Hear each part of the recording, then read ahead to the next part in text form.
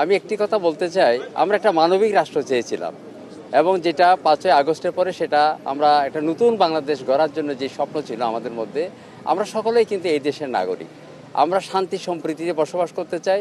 এই জন্য প্রধান আমি বলছিলাম যে একটি আন্তর্জাতিক সম্মেলন করার জন্য সম্প্রীতি সম্মেলন, যেটাতে সকল ধর্মবর্ণ জাতিগোষ্ঠী আসবে এবং নৃগোষ্ঠী সহ এই দেশের সকল মানুষ আসবে এবং এবং বিশ্ব থেকেও আমরা যাতে সেই রকম লিডার আমরা এনে এদেশের মিশনগুলোকে ঢাকাস্থ যে কূটনীতিক মিশনগুলো আছে যারা আমাদেরকে দেখুক যে আমরা শান্তির মধ্যে মেলবন্ধনে আমরা অবস্থান করতে চাই। এই জন্য আমার প্রধান বক্তব্য ছিল শান্তি সম্মেলন করে আন্তর্জাতিকভাবে আন্তর্জাতিক এখানে যে সংস্থাগুলো আছে এবং বিভিন্ন মিশন যেগুলো আছে তারা সহ প্রতিবেশী দেশ সহ বিশ্বের মধ্যে জানুক যে বাংলাদেশ একটি সম্প্রতির দেশ। এটা এক।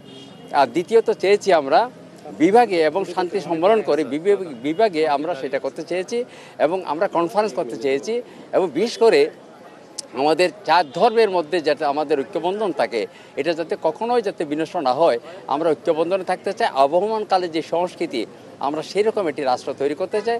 আজকে আমরা আমরা এই দেশের নাগরিক, সার্বভৌমত্ব অধিকার এই দেশের সকল ক্ষেত্রে আমাদের যাতে এগুলো বিঘ্ন না হয়, আমরা সেইভাবে একটি সুন্দর একটা রাষ্ট্র চাই।